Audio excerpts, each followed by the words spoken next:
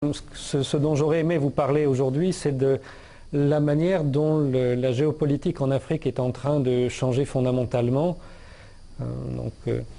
Par le passé, il y avait une Afrique francophone et une Afrique anglophone, et un affrontement entre ces deux grandes puissances européennes pour le contrôle des richesses de ce continent. Et nous avons toujours, au cours des dernières années, interprété la politique africaine en fonction de ce conflit. Mais aujourd'hui, ça n'est plus du tout vrai, c'est autre chose qui se passe. Et d'ailleurs, votre sommaire l'a montré quand vous avez évoqué l'AGOA ou le sommet de l'entreprise qui vient de se tenir à Washington. Maintenant, le contrôle de ce continent est devenu un affrontement entre d'autres puissances, spécialement les États-Unis et la Chine, avec des projets complètement différents. Les États-Unis ont un projet impérial, la Chine a un projet commercial extrêmement légitime, d'échange, harmonieux avec les Africains. Il faut avoir en tête que les États-Unis ne prenaient pas au sérieux le continent africain pendant fort longtemps, mais que maintenant ils ont constitué une force spéciale pour l'Afrique, un commandement particulier pour l'Afrique, l'Africom, et qu'en finalement très peu de temps, en 2 ans pratiquement, l'Africom a signé des partenariats avec, je crois, 35 pays africains sur 53. On pensait au départ que ce développement était impossible, mais il va extrêmement rapidement. Alors l'Africom a une histoire, et une histoire qui intéresse particulièrement nos téléspectateurs. Mais M. Messon, il n'y a pas que les États-Unis et la Chine, il y a le Japon qui compte rattraper son retard. Il y a également maintenant les pays émergents comme l'Inde et le Brésil qui sont également sur le marché africain. Oui, bien sûr, mais il n'y a que les États-Unis qui disposent d'une force militaire sur place. Et ceci change tout, évidemment. Il faut avoir en tête que les États-Unis, depuis très longtemps, avaient envisagé de créer l'Africom, mais que la décision n'a été que récente, en 2002. Et l'Africom n'a vu le jour réellement qu'il y a 2 ans, disons à la fin du mandat de M. Bush. L'Africom, c'est une décision très particulière. En 2002, s'est tenu à Washington un très important colloque sur le rôle de l'Afrique. Et ce colloque, où a été décidée la création de l'Africom, était organisé par un institut israélo-états-unien, l'IASPS. C'est ce même institut qui avait rédigé le célèbre rapport Clean Break sous la direction du néoconservateur Richard Perle, qui était le programme pour détruire la résistance libanaise et la Syrie, programme qui a échoué, on le sait, mais qui a dominé la politique proche-orientale pendant presque une décennie. Eh bien, ces mêmes personnes ont anticipé l'évolution au Proche-Orient. Ils se sont dit, à un moment, le pétrole du Proche-Orient va s'épuiser et l'intérêt va se porter sur l'Afrique. Donc, dès à présent, il faut mettre en place un dispositif militaire sur l'Afrique pour faire en Afrique ce qu'on a fait pendant des années au Proche-Orient. Donc l'Africom a eu plusieurs maîtres d'œuvre, et donc le plus célèbre, c'était le général James Jones, qui est l'actuel conseiller de sécurité nationale des États-Unis. À l'époque, il dirigeait le commandement européen auquel l'Afrique était encore rattachée avant qu'il y ait cette nouvelle organisation. Et le général Jones s'est appuyé politiquement sur différents congressistes aux États-Unis, et notamment le sénateur Obama, qui, vous en souvenez peut-être, a fait il y a 4 ans une tournée africaine qui avait pour but de jeter les bases de cet Africom. Et lorsque l'Africom a été créé, c'est le général Ward qui a été nommé à sa tête, et là encore, on voit très bien l'origine de cette histoire, puisque le général Ward, je vous le rappelle, était en 2005 le responsable de la coordination de sécurité entre Israël et l'autorité palestinienne. Ce sont bien les Israéliens qui ont conçu le système de l'Africom tel qu'il existe aujourd'hui et tel qu'il se développe. Les États-Unis n'ont pas, pour le moment en Afrique, les agents nécessaires à l'ensemble de leur politique. Ils amènent le personnel militaire, mais il leur manque beaucoup de contacts sur place.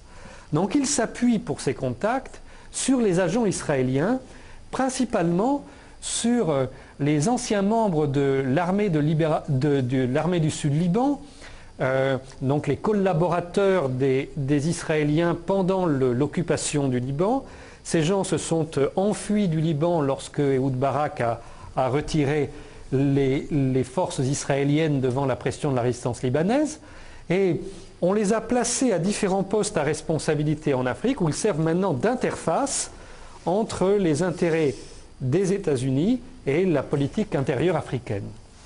Donc, bien sûr, il y a de nouveaux arrivants dans la politique africaine, mais les seuls qui aient une vraie force militaire, ce sont les États-Unis.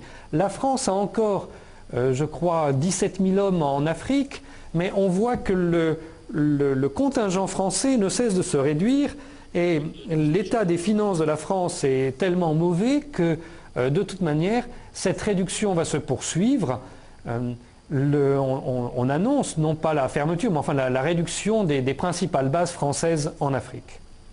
Monsieur Messan, si vous nous entendez, pour fermer le dossier sur donc cette présence occidentale peut-être en Afrique, Monsieur Tavali vient de faire allusion à l'exploitation pétrolière en disant que même si l'AGOA a, disons, un objectif tout à fait honorable, cependant cela bascule un petit peu vers l'exploitation pétrolière et il y a peut-être un sens unique. Mais permettez-moi de vous poser cette question. Alors, pourquoi il faut critiquer cette exploitation pétrolière? Parce qu'on voit de plus en plus maintenant, M. Messan, des pays africains qui sont dotés d'une réserve pétrolière, bien entendu, qui veulent de plus en plus aller vers cette exploitation, en faire un commerce principal. Alors, pourquoi il faut, disons, voir cela sous un angle, disons, critique? Je suis tout à fait d'accord avec ce qui vient d'être dit sur le fait que c'est bien la question pétrolière qui est au centre de ces échanges et cela correspond à ce que je disais tout à l'heure du fait que le projet c'était bien d'anticiper la fermeture des champs pétroliers, leur épuisement au Proche-Orient et le fait que l'Afrique serait la prochaine source d'approvisionnement pétrolière pour les États-Unis. Mais pourquoi il faut s'inquiéter de la manière dont ça se passe? Eh bien parce que comme ça s'est passé au Proche-Orient, cet échange est tout à fait inégal. Les contrats qui sont signés par les États-Unis avec les pays africains se font au détriment des populations africaines. Et c'est très facile à vérifier puisque en de nombreux cas, la Chine a proposé d'autres contrats qui sont beaucoup plus avantageux pour les Africains et souvent les Africains ont été obligés de renoncer à conclure avec la Chine devant les pressions qui étaient exercées sur eux, d'abord des pressions financières via le FMI et la Banque mondiale, mais aussi des pressions concernant leur sécurité. Donc le commerce du pétrole, c'est très bien quand ce commerce est équitable, et c'est souhaitable quand il est équitable. Mais nous avons affaire à une puissance impérialiste qui a déjà dévasté une partie du monde et considère l'Afrique comme sa prochaine proie. Merci beaucoup, M. Traoré, pour ces précisions. Alors, cela m'amène à interroger notre invité depuis Beyrouth en duplex, en direct, Thierry Messan, journaliste français. Monsieur Messan, à propos des élections, le président ivoirien Laurent Gbagbo a dit vouloir nettoyer les listes électorales. Alors ça a quand même fait un tollé, notamment du côté des médias pro-opposition. Quelle est votre réaction là-dessus? La crise ivoirienne n'en finit pas. Et il y a une raison précise à ça, c'est que cet affrontement dont nous parlions entre grandes puissances ne s'est pas complètement résolu dans ce pays. Donc on se souvient que c'était un pays sous influence française, mais qu'il y a quelques années, il y a eu un clash très important. Si vous vous souvenez, des manifestants devant l'hôtel Ivoire avaient été tués sans qu'on sache très bien comment, et ceci avait provoqué un soulèvement anti-français. Bon, en fait, quand on regarde, c'est vraiment l'illustration parfaite de ce que je disais tout à l'heure. À l'hôtel Ivoire, alors que se trouvaient là des responsables français, il y avait aussi des snipers dans cet hôtel qui étaient des snipers israéliens qui ont tiré sur la foule. C'est ce qui a provoqué ce problème. Puis lorsque ces snipers ont été arrêtés, ils ont après été échangés et évacués avec un avion affrété par l'italien Gianfranco Fini, où ils ont été ramenés vers Israël. Il y a eu après une attaque contre la base française, contre les soldats français, avec des avions ivoiriens. Et le président Gbagbo a toujours nié que c'est lui qui ait donné l'ordre d'attaquer la base française. Mais on a pu identifier les aviateurs qui avaient attaqué la base française. Ils avaient la double nationalité ukrainienne et israélienne, ce qui est assez étrange, puisque l'armée ivoirienne n'avait pas ses propres pilotes. Donc ça, c'est un premier point, on voit le même système. Il faut aussi souligner qu'à l'époque, le responsable, le ministre de l'Intérieur de Côte d'Ivoire était précisément un Libanais, ancien membre de l'armée de libération du Liban, un ancien collaborateur des Israéliens. Donc on voit bien leur présence à cet endroit-là. Premier point. Deuxième point, le groupe de M. Gbagbo a fait une alliance particulièrement étroite avec les États-Unis. Donc on sait que Simone Gbagbo, son épouse, s'est bruyamment convertie à des sectes évangéliques. Elle a amené tout un tas de pasteurs évangéliques dans son pays, et ces pasteurs tiennent leurs ordres, non pas du tout comme on le croit de différentes églises intérieures aux États-Unis, mais sont directement reliés au Pentagone. Donc ça faisait une chaîne de commandement très particulière. Madame Gbagbo également négociait un certain nombre de contrats pétroliers qui étaient directement visés par Dick Cheney, alors vice-président des États-Unis. Donc on voit ce système-là. Et pourtant, la France continue à avoir une influence sur place. C'est ce qui explique, je dirais, ce marasme, mais c'est moins une influence étatique maintenant que l'influence d'un groupe privé. Le groupe Bolloré, qui a aujourd'hui encore le contrôle de très nombreuses sociétés ivoiriennes. Monsieur Bolloré étant d'ailleurs un ami du président Sarkozy, vous vous souvenez qu'il lui avait prêté son yacht pour fêter sa victoire électorale. Donc là, on voit plutôt l'État français défendre des intérêts privés plutôt que poursuivre sa politique traditionnelle dans ce pays.